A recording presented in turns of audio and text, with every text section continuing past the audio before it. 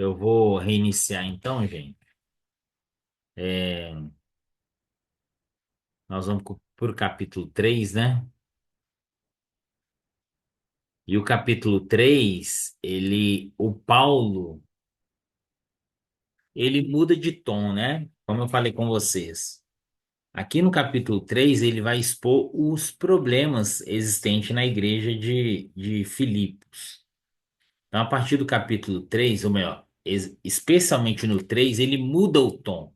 Porque até então ele está falando de consolação de amor, né? Está tentando resolver a questão interna de uma certa forma branda, né? Só que agora no capítulo 3 ele muda de tom. É um Paulo agressivo aqui agora. É um Paulo que vai bater na mesa e vai chamar, né, aquelas pessoas que estão entrando ali na igreja e trazendo heresias doutrinárias dentro da igreja. Ele está chamando de falsos mestres, né? Vamos lá para o texto. Eu já vou falar que são duas perícopes aqui, né? Paulo considera tudo como perda. Então vamos lá. Meus irmãos, quanto às outras coisas, alegrai-vos no Senhor. Para mim não é difícil escrever as mesmas coisas, e isso vos dá segurança. Ele insiste, né, na questão do alegrai-vos, né? Aí ele vai falar, e aí, como eu falei, né? Ele vai trazer um apontamento para as heresias, que eles estão trazendo as heresias para dentro da igreja. Tomai cuidado com esses cães, cuidado com os maus obreiros, cuidado com a falsa circuncisão, porque nós é que somos a circuncisão. Nós, os que servimos a Deus em espírito e nos orgulhamos em Cristo Jesus e não confiamos na carne. Se bem que eu poderia, se bem que eu poderia até mesmo confiar na carne. Se alguém pensa que pode confiar na carne, muito mais eu, circuncidado ao oitavo dia, da descendência de Israel, da tribo de Benjamim, hebreu dos hebreus, quanto à lei fui fariseu, quanto ao zelo persegui a igreja, quanto à justiça que há na lei eu era irrepreensível, mas o que para mim era lucro passei a considerar perda por amor de Cristo. Sim, de fato, também considero todas as coisas como perda, comparadas com a superioridade do conhecimento de Jesus Cristo, meu Senhor, pelo qual perdi todas as coisas. Eu as considero como esterco. A palavra no grego é esterco mesmo, viu, gente? Refúgio, né? Para que possa ganhar Cristo e ser achado nele. Não tenho por minha a justiça que procede da lei, mas sim a que procede da fé em fé, ou melhor, procede da fé em Cristo, a saber a justiça que vem de Deus pela fé, para conhecer Cristo e o poder da sua ressurreição, e a participação no seu sofrimento, identificando-me com ele na sua morte, para ver se em algum modo consigo chegar à ressurreição dos mortos. Não que eu já tenha alcançado a ideia do teleios, né? De novo aqui, a palavra alcançada é teleios, essa expressão aqui, né? Não que eu tenha completado, né? Ou que eu seja perfeito, teleios aí de novo, mas vos prosseguindo, procurando alcançar aquilo para que também fui alcançado por Cristo.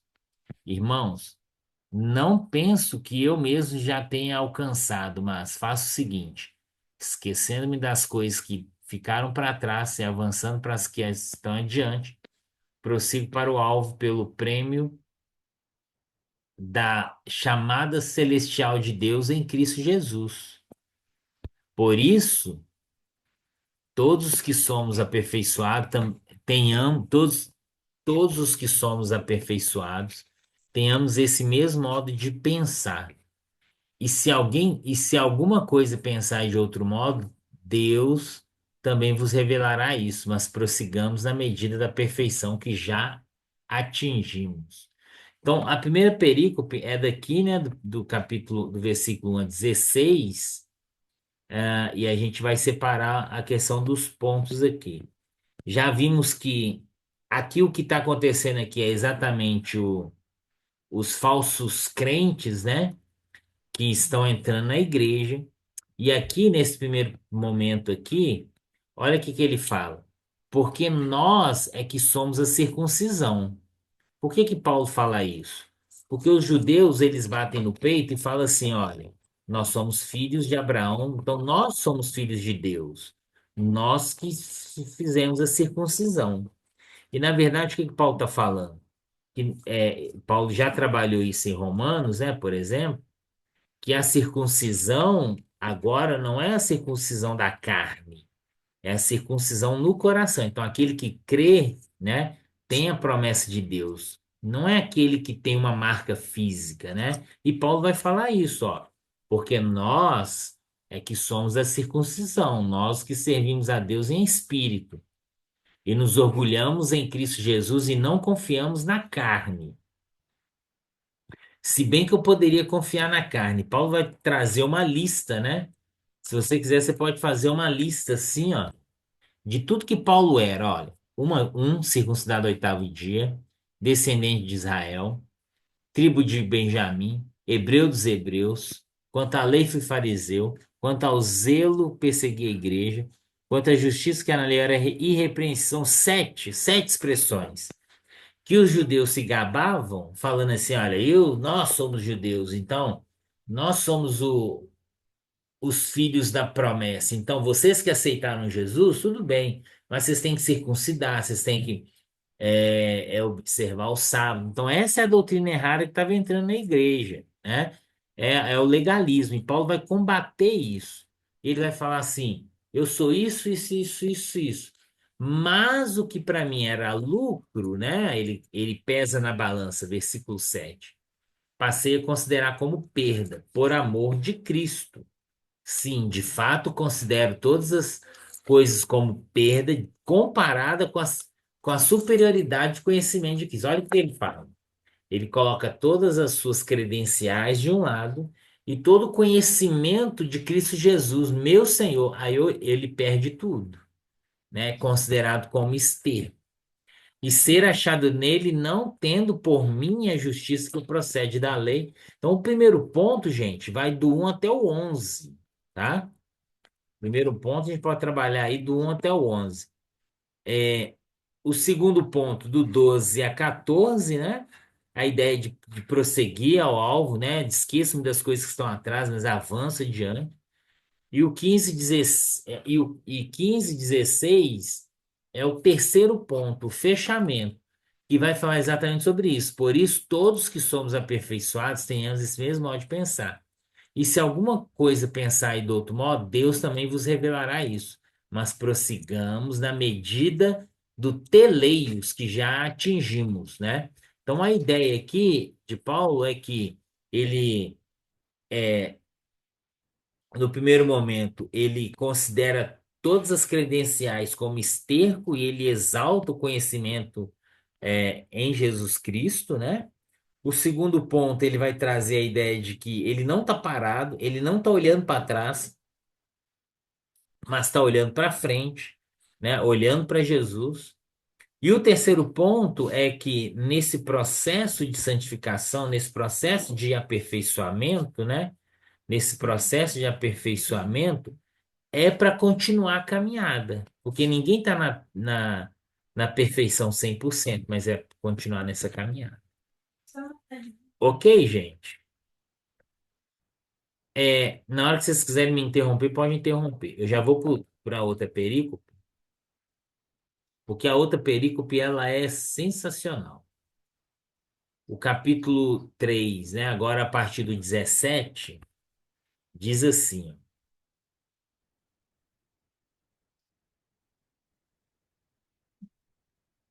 capítulo 3, 17, diz assim: Irmãos, sede meus imitadores e prestai atenção nos que andam conforme o exemplo que tendes em nós. Porque há muitos sobre os quais os falei diversas vezes, e agora vos digo até chorando, que são inimigos da cruz de Cristo. O fim deles é a perdição, o Deus deles é o estômago, E a glória que eles têm baseia-se no que é vergonhoso. Eles se preocupam só com coisas terrenas. Mas a nossa pátria está no céu de onde também aguardamos um Salvador, o Senhor Jesus Cristo, que transformará o corpo da nossa humilhação para ser semelhante ao corpo da sua glória, pelo poder eficaz de sujeitar a si todas as coisas. Então vamos lá. O primeiro ponto é só o 17, porque essa expressão aqui fala muito, né? Sede meus imitadores e prestai atenção nos que andam conforme o exemplo que tem entre vós. A palavra imitadores aqui é a palavra mimetes. Tem a ver com mímica, né? De imitar, né? Tem a ver com imitar aquilo que é bom, né? Deixa eu pôr no grego aqui. Ah, oi, tá joia?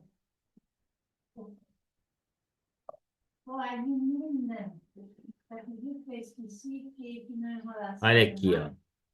Aí, menina, Sede meus imitadores, né? Vamos entrar na palavra aqui. agora tá. Sumimites. Essa é a palavra, né? Então, se refere a alguém que imita ou segue exemplo de outro ao lado dos outros. Ele enfatiza um aspecto coletivo, ou comunitário de imitação, sugerindo uma busca compartilhada de emular um modelo ou padrão específico.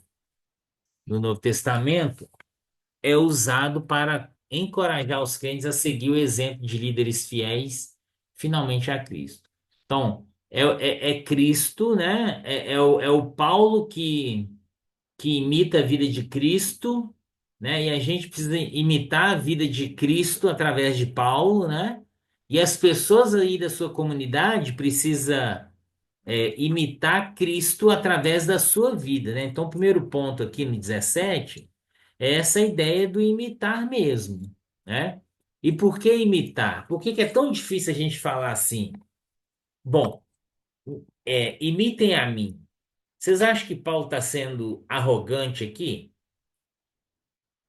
Porque ele poderia falar igual ele falou em outros locais, né? Seja imitadores de Cristo, assim como eu sou imitador de Cristo. Aqui ele fala, imitem a mim mesmo, né? Será que há uma arrogância aqui de Paulo? Não, não. Mas Bom, gente. eu acho, Pode falar, querido. desculpa. Eu acho que o Paulo traz a ideia de que o pessoal tem que fazer, quer dizer, é do tipo, eu não somente estou a falar assim, de boca para fora, Uhum, mas eu estou a, não só a falar, mas eu estou a demonstrar com as minhas ações. uhum, E se alguma coisa está errada, então observem a mim. Pois, uhum. embora que o maior modelo que tem que se seguir é Jesus, mas o Paulo demonstra também, porque mesmo para nós que somos líderes, somos pastores, em algum momento o nosso caráter deve ser imitado. As pessoas Sim. vão reparar para nós e vão imitando alguma coisa. Então, no sentido de a minha atitude, ela deve ser diferente, porque isso Aham, também pode inspirar as outras pessoas. É claro que aqui o Paulo falou diferente. Em Efésios capítulo 5:1, ele diz: sede imitadores do uhum. vosso Pai como filhos amados. Isso. Temos que imitar a Deus como Uhum. filho. Mas aqui ele traz uma abordagem diferente. Ok, agora reparem para mim. Vejam o que eu estou a fazer. É, Né? exatamente. Então, Paulo aqui, gente, é assim, né? Ele está preso, limitado, mas mesmo assim ele está dizendo, né? Copiem o meu comportamento, né? A ideia aqui é exatamente isso que o irmão falou. Olha, vocês podem olhar para mim, quer dizer, eu deixo a minha vida aqui para vocês investigarem, né? Se tem alguma coisa, né? E não tem, né? O que Paulo fala é exatamente isso. Por quê? Porque Paulo, né? Assim, a marca da igreja dos apóstolos no primeiro século, né? Tem a ver com com o ser mensageiro, né? O apóstolo significa mensageiro. Hoje, né? Aqui no Brasil é correios. Os Correios, ele leva a mensagem, né? A carta, por exemplo, mas ele está com a camisa dos Correios, ele representa a empresa, né? Então, é diferente, porque Paulo, ele tem a mensagem, ele representa o autor da mensagem, né? Então, os apóstolos representavam Cristo. Então, a ideia é exatamente isso. Essa responsabilidade de replicar a vida de Cristo, né? Paulo anda de tal maneira que ele anda da maneira que Cristo andou, né? Então, me imitem. Olhem para mim, vê se tem alguma coisa errada, né? Mas me imitem, né? Então, essa é a ideia. Para fazer contraponto, gente, para fazer um contraponto com o segundo ponto, que é o 18 e 19. E eu vou mostrar a vocês aqui. No 18 e 19,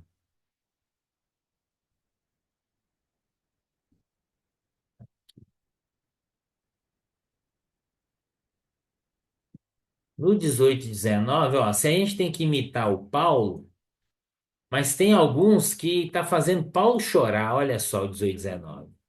Porque há muitos sobre os quais vos falei diversas vezes, e agora vos digo até chorando, que são o quê? Inimigos da cruz de Cristo. Esses inimigos da cruz de Cristo, o fim deles é a perdição. O Deus deles é o estômago, quer dizer, é eles mesmos, né? É o egoísmo, é o egocentrismo. E a glória que eles têm baseia-se no que é vergonhoso. Por quê? Porque eles só se preocupam só com as coisas terrenas. Essa é a marca da geração que não faz a vontade de Deus. Quem são essas pessoas que Paulo chama de inimigos da cruz de Cristo? São pessoas que Paulo ganhou. No seu evangelismo, Paulo. Entender a questão. Oi? São pessoas que Paulo evangelizou, ganhou para Cristo. E agora eles buscam outras doutrinas e estão colocando essas doutrinas dentro da igreja.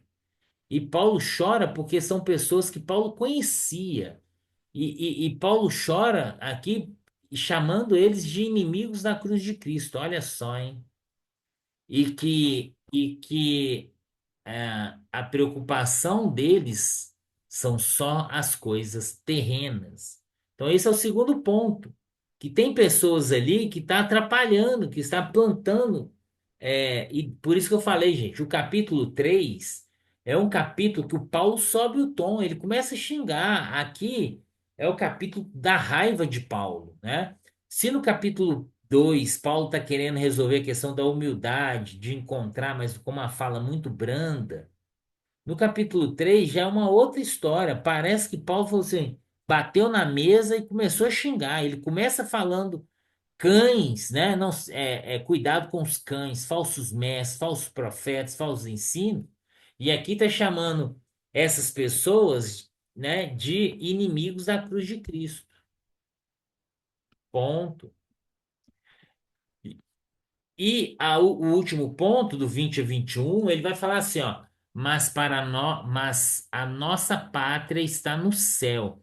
Pátria aqui, gente, é uma palavra diferente do que a gente entende. Vou abrir aqui o Bible. Está aberto aqui o Bible, né?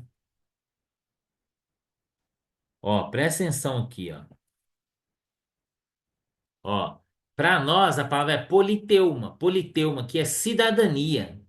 Não é pátria, é cidadania. Parece ser igual, né? Mas não é. O que que é o cidadão? Vamos ver se aqui está falando aqui certinho. O cidadão é aquele que vive de acordo com a lei do lugar, não é? Com as regras do local.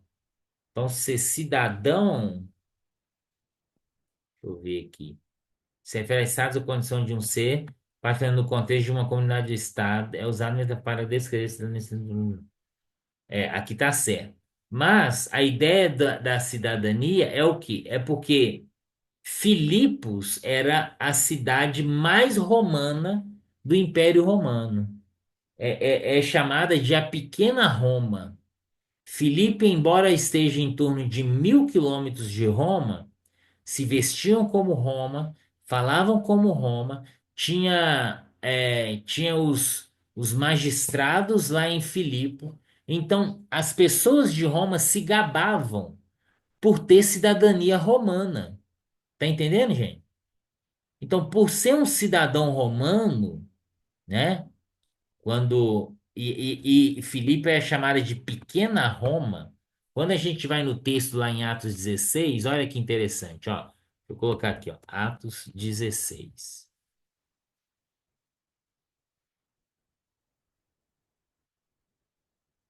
Em Atos 16, vê na sua Bíblia aí, Atos 16, 12, tá assim, ó. E dali para Filipos, que é a primeira cidade dessa parte da Macedônia, e é uma colônia. E estivemos alguns dias lá. Deixa eu ver uma outra tradução aqui. Vamos ver uma outra tradução aqui. Vou pegar King James aqui. Verso 12. A mesma coisa, é uma colônia. Algumas vão falar que é a pequena Roma, né? Não sei se na sua tá assim. Deixa eu ver aqui nessa Bíblia século 21 aqui. Atos 16, 12.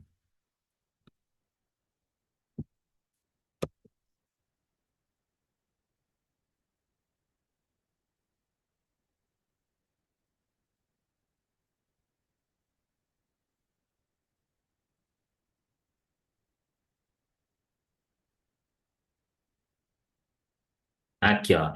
De lá fomos para Filipos, colônia romana, e a cidade mais importante desse distrito da Macedônia. Ali ficamos alguns dias. Então, os habitantes de Filipos, eles tinham um orgulho de serem esses filhos de Roma, né? De serem exatamente essas pessoas que tinham cidadania romana, né? Então, é exatamente isso. Então, só cidadãos de Filipos que preenchiam os cargos públicos, né? Então lá era como se fosse Roma. Falava latim, guardava todo tipo de regras e cultura romana. Eles viviam como se fossem Roma. O que Paulo está querendo dizer aqui, gente? Parafraseando assim, ó.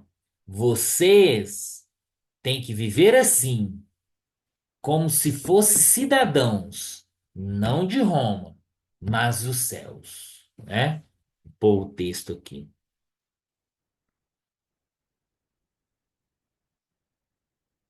Mas nossa pátria, nossa cidadania está no céu, de onde também aguardamos um Salvador e Senhor. Então, gente, o que que implica dizer nossa pátria está no céu? Implica que você não pertence a esse lugar, né? Porque a sua cidadania está no céu, né? Dizendo para a igreja de Filipos, dizendo para nós também, sua pátria está no céu, sua cidadania está no céu. Se a sua cidadania está no céu, as suas prioridades são eternas. Tem que ter uma trajetória no reino dos céus, porque aqui não é o nosso lugar. Não basta fazer parte da igreja, não basta ter só princípios cristãos. Tem que andar como se vivêssemos no céu. É isso que Paulo está querendo dizer. Andar como se não fizéssemos parte daqui, mas estando aqui, andar com toda a nossa maneira de viver, representando o autor da mensagem, o autor da vida. É exatamente isso que o Paulo está querendo dizer àquelas pessoas. Ok, gente? Nós vamos parar por aqui, vou parar de gravar, vamos orar e nós vamos despedir. E amanhã a gente volta no capítulo 4 para terminar Efésios, entrar em Tito e Timóteo. Pode falar, irmão Francisco, quer falar alguma coisa? Terminar Efésio ou Filipenses? Filipenses, perdão. Filipenses. Filipenses. Aproveita, irmão Francisco, e ora por nós, por favor. Tá bom. Oh Deus, nosso Pai, Todo-Poderoso, estamos gratos mais uma vez nesta hora, neste momento, pelas aulas que estão sendo ministradas, pela maneira como o Senhor tem usado os nossos docentes. Pedimos, oh Deus, para que este tempo que está sendo usado não seja em vão. Ajude-nos, ó Pai, para que o nosso aproveitamento seja um aproveitamento que realmente poderá ser útil para o seu ministério. No nome de Jesus nós oramos. Amém. Amém.